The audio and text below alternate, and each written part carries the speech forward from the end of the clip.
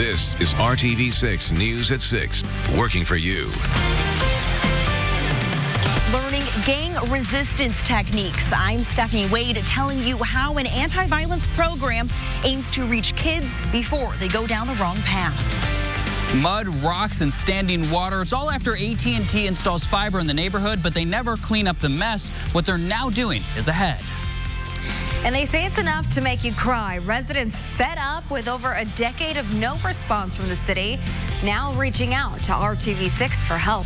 Thanks for joining us here at 6 o'clock. I'm Mark Mullins. And I'm Amanda Starantino. An Indianapolis couple has been battling to get the grass across from their home cut and maintained. The grass that you see here is on land owned by the State Department of Transportation and the city of Indianapolis. They say it gets cut from time to time, but it's only after it's grown out of control. The couple says their calls to the city and INDOT have gone nowhere, so they called RTV6's Cameron Riddle. Good evening. Mike and Donna Bebley have lived in their Indianapolis home for over a decade. They say each year brings a new challenge of dealing with the city and INDOT to keep this grass maintained between Paris Avenue and I-65. You've got to call and call and call. Yesterday I was on the phone for 35 or 40 minutes trying to get somebody that kept me on hold that long and never did come to the phone. For the last 12 years, Donna Bebley has kept a diary of every call she's made for help. For grass, I've been calling since 2007. And our last resort was calling Channel 6.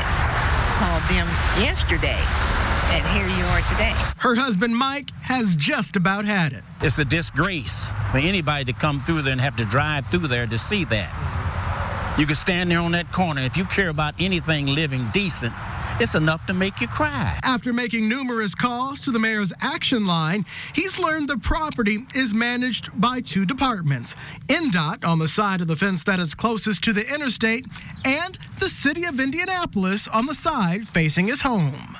My wife, she retired from Eli Lilly's, and I retired from General Motors. And we're not asking for much, but when we come out and sit on the porch to drink a cup of coffee, I like a decent view. That's all I want. This is 26th Street and Paris Avenue. The Bebleys say not only is this a cosmetic problem, it's a safety issue. It is? No, you can't see. And if a child was going through there and come out, they'd run over them. INDOT tells RTV6 state contractors mow the grass up to 15 feet from the interstate. What grows beyond the fence line or obstructs a city sidewalk, INDOT says that is supposed to be maintained by the city of Indianapolis. Somebody did talk to me, but they never did do anything. I talked to them yesterday. And this is the first time I called Channel 6. And here's the results the next day, so you can't beat that. As this grass continues to grow, so does the frustration of the Bebleys. And you can count on RTV6 to stay on top of the city to make sure something gets done. In Indianapolis, I'm Cameron Riddle, RTV6. And late this afternoon, DPW responded to RTV6's questions about the out-of-control grass. They say the wet weather has slowed down their mowing efforts, but say they do have plans to mow the area soon. We will keep following this story and let you know when that work gets done. You may have come up against a problem like this and felt like you had nowhere else to turn. You do have someone to lean on in RTV6. Send us a message at workingforyou@rtv6.com or reach out to us on Facebook. We'll see what we can do to fix the issue. Gang resistance training, that's the idea behind an anti-violence youth program in Indianapolis, helping to reach kids this summer before gangs do. RTV6's Stephanie Wade shows us how a retired police officer and her group are now helping to save lives. The kids participating in this program are between ages 10 and 14. They say this is the most impressionable age range where their friends are very important to them. They care what people think. So if they're not active and involved, they could easily be swayed in the wrong direction. You hear the word murder. Gangs, violence, drug abuse, and crime. Are you ready for number 2? Yeah. Tough topics. Gangs are almost everywhere. Let me tell you why. I know personally. Are being discussed here at IMPD's Gang Resistance Education and Training Camp at the JTV Hill Center. You'll be safer. The gang system members will protect you all the way in the back over here, Terry. Very good. Everybody have fossil number 6? Yes.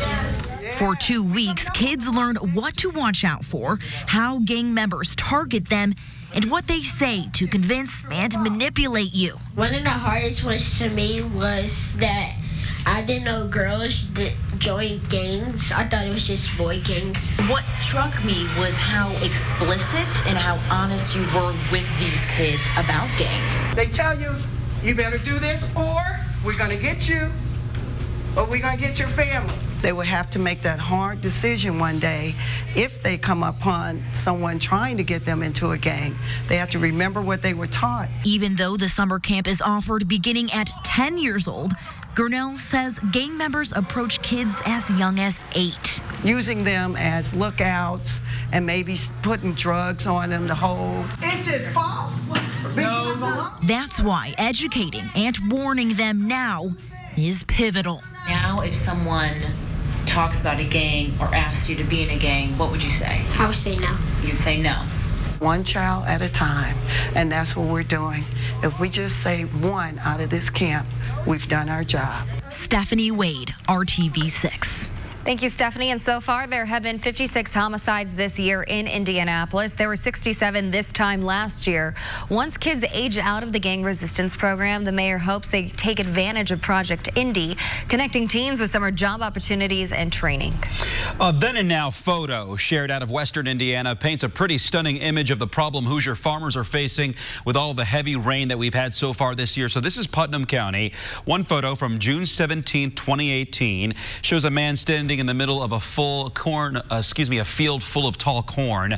The next photo is taken actually 1 year later in the exact same spot in the field with a very different looking crop. Katie Staton posted these photos on Facebook saying, quote, "These two pictures speak volumes to the crisis American farmers are facing this spring." It is another Storm Team 6 alert day here in central Indiana. And we took the RTV6 drone out around Indianapolis to get some different views out there. That's right. And we've got Storm Team 6 Chief Meteorologist Kevin Gregory here to give us a look at firsthand at what you need to know tonight. There have been some downpours. Many of you maybe sat in your car or waited to leave work. Waited it out a little bit. You know, yeah, you have to ride it out. There's strategy involved in all of this. We've had the sun come out through downtown. After that, there's a view of Monument Circle, but there are still downpours to point out. We have the flash flood watch. We'll probably have a flash flood watch all the way through the weekend because we're at that point now. Any additional heavy rainfall will create flooding. For example, those of you in Hamilton County, excuse me, had heavy rain earlier. You've got the flash flood warning until 6:30 and then down to the south between Bedford and Seymour.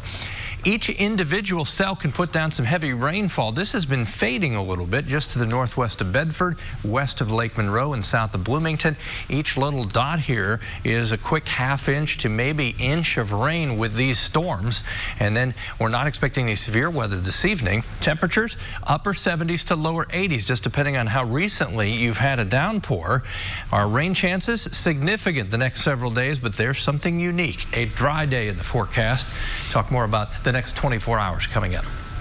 Homeowners are concerned with the time it's taken to repair their yards, and they reached out to RTV6 for help. Yards were torn up as new fiber lines were installed on the city's northeast side. RTV6's Paris LaBelle is working for you with details on what homeowners can expect next.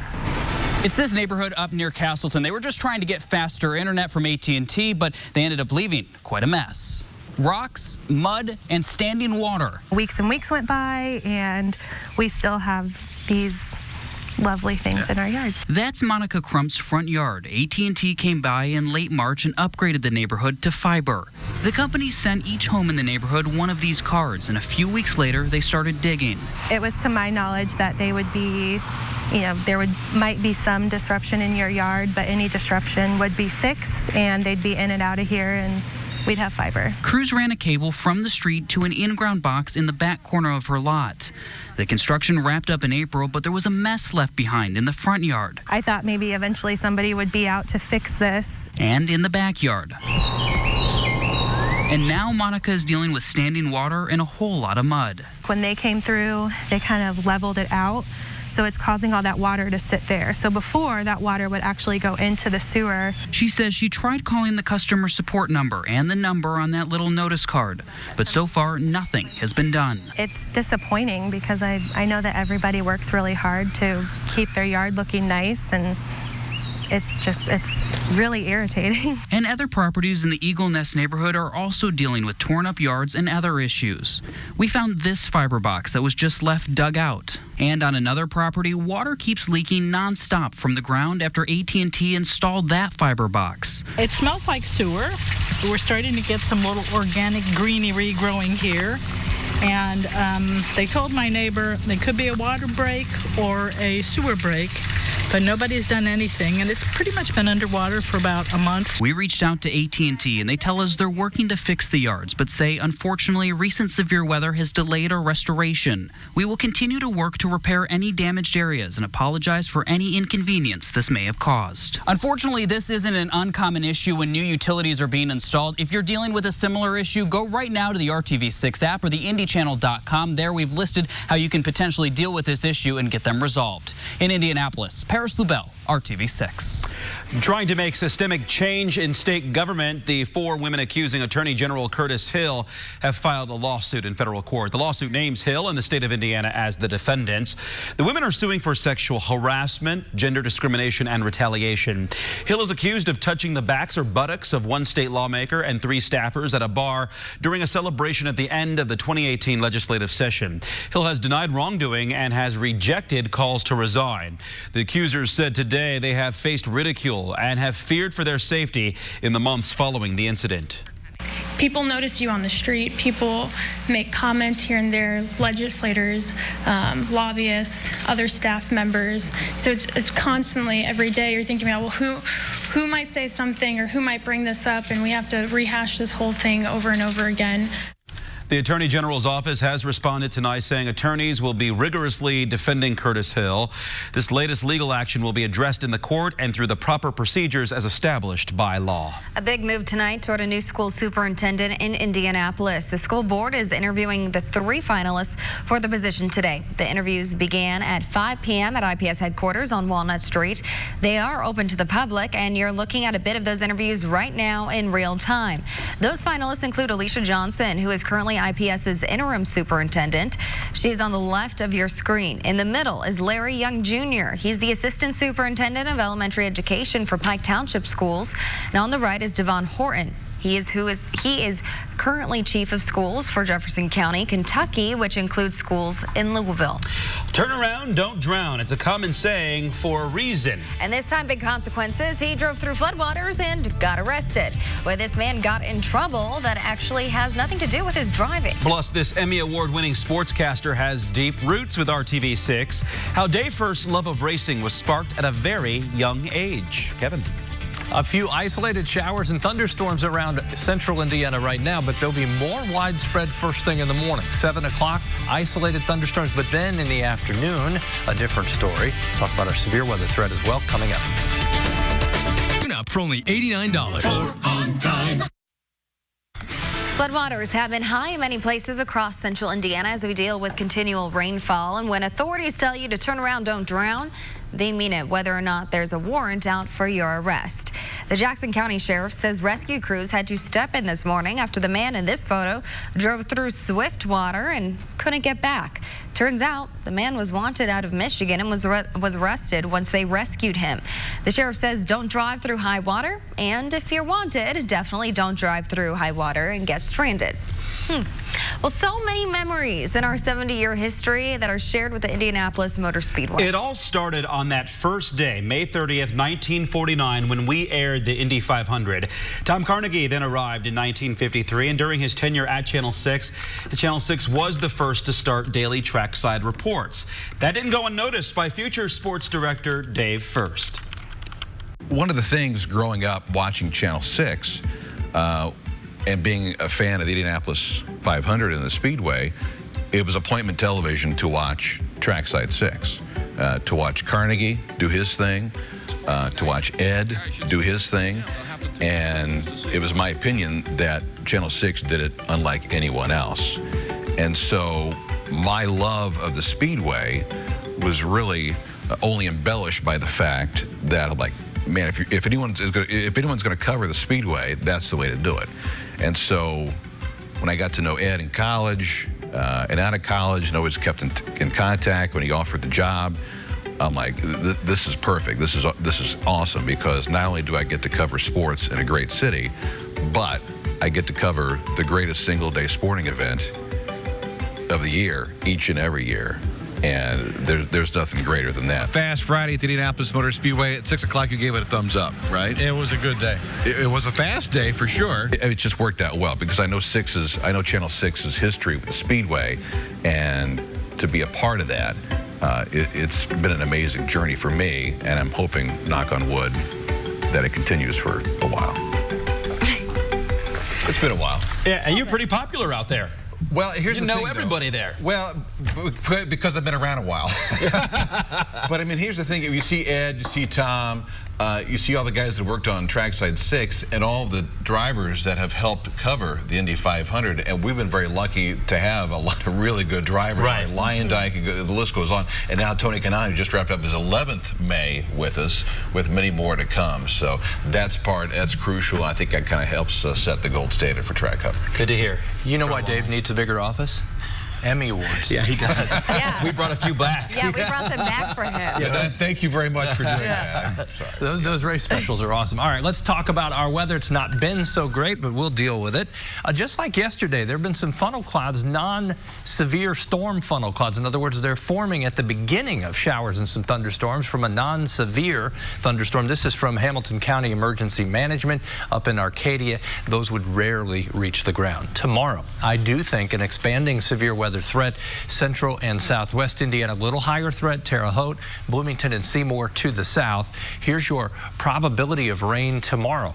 Isolated thunderstorms in the morning. They become more widespread as we get into the afternoon and the evening hours. A look at Victory Field. I'm sure Dave will have something to say about that, and it looks dry to me. They've been so lucky over the last 24 hours. There are definite spots where you would not have played any baseball. As you look at the radar now, most of the activity is south of Indy. As you see, temperatures lower 80s where you haven't had rain. If you've had rain recently, you're in the steamy 70s. Through the evening hours, isolated thunderstorms to the south. Then we dry out overnight with patchy fog around. I think this will, in the outlying areas, drop visibility to a mile or less in spots. Thunderstorms during the day tomorrow, and again, becoming more likely in the afternoon and into the evening hours. Take you through the timeline. 1 o'clock in the afternoon, isolated. Here comes the beginning of a formation of a line which would become potentially strong to severe line of storms. Crawfordsville, Lafayette, down to Bloomington and Seymour. That was at 7. At 9 into the eastern portion of the state. And we'll pull away from there. Temperatures tomorrow right around 80 degrees, that familiar territory.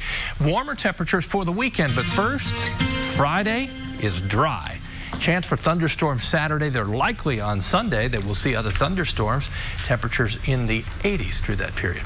It's always a pleasure, you know, you do weather, then sports. And I stay in my lane, give him plenty of time, and the man doesn't. And you back up and let him take over, right? Hey, none of the Emmys happen if you go long in weather. See? That's all I'm saying. We work together. Not one. Hey, good evening. It's night number 2 for the baseball state finals. 2 games down, 2 to go. In fact, the 3A game already underway. Edgewood taking on Andrean. The 2A game follows Southridge and Alexandria Monroe. Maybe while you were sleeping last night. This game ended after midnight. 4A game last night. Bottom of the 7th, Hamilton Southeastern's Grayson Drost here with the chopper. Double play, gets out of the inning, but the throw here by Jonah Wickman is wide. Southeastern scores and game over. Anthony Eggers scores the game winner and championship winner.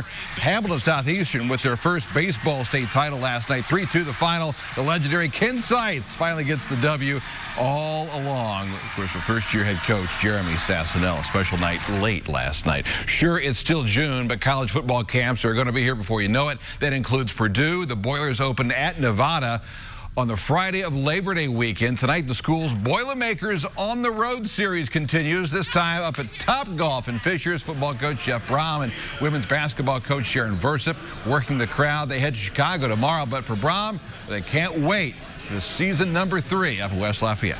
Our guys are back in school, and everyone that's on the team, current players, freshmen, incoming freshmen, all of our players are back. They're working hard. I think they understand that these 2 months before we start fall camp are very important. They've got to work hard and put in the work and hopefully be in great shape once we start. Hey, join us tonight for the news at 11, our Sports Extra Spotlight on a couple of sporting worlds colliding. 2013 Indy 500 champ Tony Kanaan and one of the great soccer players of all time, Ian Rush. Ian is now an ambassador for Liverpool FC, coming off their Champions League title last year. The team plays friendlies in 3 iconic stadiums next month: Notre Dame, Fenway, and Yankee Stadium, but not before a couple laps with TK today. You didn't take it easy on him, did you? Oh, of course not. I mean, we started doing it 100 miles an hour, and he was okay. He was talking, recording on his phone. By the time we did 155, he was looking for the brake pedal. Rush has been more comfortable in cars, let's say. Again, our Sports Extra Spotlight tonight at 11 o'clock. Hey, finally tonight, first and foremost from Germany, Benoit Paire in the near court, Joe-Wilfried Tsonga in the far court. Paire loses his racket, so what else are you going to do? You start knocking the ball with your feet. Why? It starts as a tennis match, ends in a soccer match. That's not using your head, that's using your feet. Pretty good stuff, huh?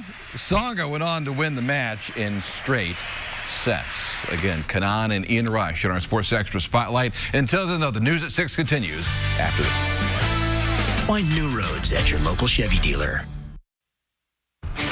Welcome back. A talented group of Hoosiers is about to get in on the ultimate food fight. Indiana has put together a team of culinary professionals and amateur home cooks who will compete in the 2019 World Food Championships in Dallas, Texas this October. The team will take their show on the road across Indiana this summer. Look at that. Fun.